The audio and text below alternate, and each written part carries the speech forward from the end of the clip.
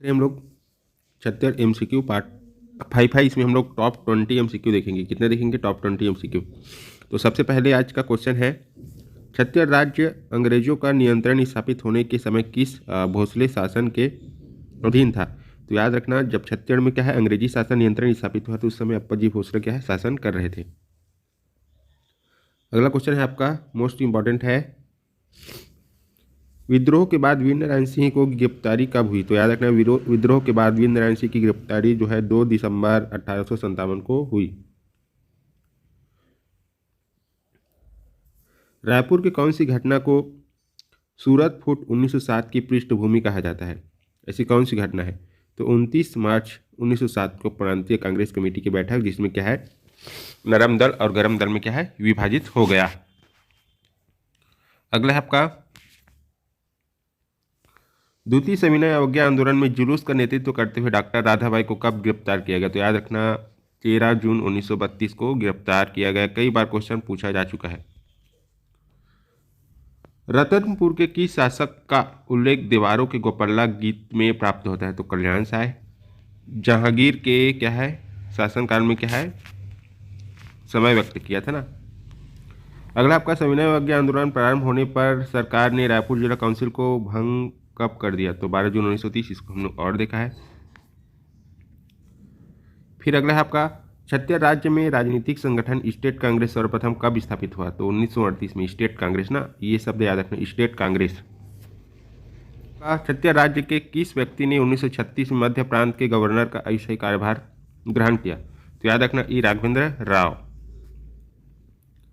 अगला क्वेश्चन है, खरौद के लखनेश्वर मंदिर में किस शासक का उल्लेख प्राप्त होता है? तो ईशान देव का ना, ये पांडुवंश से संबंधित शासक है। और ईशान कवि भी उस समय कहना जो महर्षि गुप्त बालार्जुन के कार्यकाल में थे। छत्तीसगढ़ में महापाषाण युगीन सभ्यता के अवशेष कहाँ मिले हैं? तो मल्हार। अगला है आपका, बिंबाजी भोसले का प्रमुख प्रशासकीय अधिकारी दीवान था। तो प्रमुख प्रशासकीय अधिकारी जो दीवान कहते थे वो कौन था? तो घोड़ो महादेव। अगला आपका, सूबेदार श्री विट्ठल राव दिनकर का कार्यकाल था तो 1790 से 1796। गंगवंशी अनंतवर्मन चोड़गंग को किस कलचुरी राजा ने पराजित किया था? तो याद रखना, रत्नदेव द्वितीय ने क्या है, गंगवंशी राजा अनंतवर्मन चोड़गंग को क्या है, पराजित किया था। अगला है आपका, भारत छोड़ो आंदोलन के दौरान नागपुर के सरकारी भवन पर तिरंगा फहराने वाले छत्तीसगढ़ के युवक का नाम? तो भारत छोड़ो आंदोलन ना, तो ठाकुर रामकृष्ण सिंह। अगला आपका, रायपुर बार एसोसिएशन की स्थापना किस वर्ष हुई थी? तो 1882 में। किस स्वतंत्रता संग्राम सेनानी ने कहा था, मुझे मोक्ष प्यारा नहीं, मैं फिर जन्म लूंगा? आप सभी को पता होगा, सभी धर्म शास्त्रों में अंततः मोक्ष की प्राप्ति की बात की जाती है, खासकर दर्शन जब आप पढ़ेंगे तो लेकिन यहाँ पर किनका बोलना था कि मुझे मोक्ष नहीं चाहिए, मैं फिर भी जन्म लूंगा? तो ये माधवराव सप्रे जी का कहना था। फिर अगला है आपका, सरगुजा ब्रिटिश काल में कब छत्तीसगढ़ में शामिल हो? जो सरगुजा है ब्रिटिश काल में ना, तो 1905 में बंगाल विभाजन के दौरान गया है, ये एकीकरण किया गया। तो उसी दौरान जो है सरगुजा के 5 रियासत को यहाँ शामिल किया गया ना, और संबलपुर को उड़ीसा में शामिल किया गया।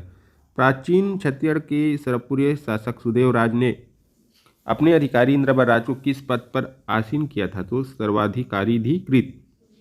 और ये इंद्रवर राज है जिन्होंने क्या है, पांडुवंश की स्थापना की थी। फिर अगला है आपका, छत्तीसगढ़ के रतनपुर से शासन करने वाले कलचुरी मूलतः किस स्थान के थे? तो माहिष्मती के थे, याद रखना है आपको। फिर अगला है आपका, 1951 में एक पूर्ण विकसित आश्रम धर्म सभा आदिवासी सेवा मंडल की स्थापना किसने की थी? तो राजमोहनी देवी। ये टॉप 20 क्वेश्चन। थैंक यू आप सभी का। वीडियो को लाइक कीजिए, चैनल को सब्सक्राइब कीजिए और कृपया करके दोस्तों में ज़्यादा से ज़्यादा शेयर कीजिए। अधिक जानकारी के लिए टेलीग्राम चैनल से जुड़े। टेलीग्राम चैनल का नाम गजानन पटेल एजुकेशन है।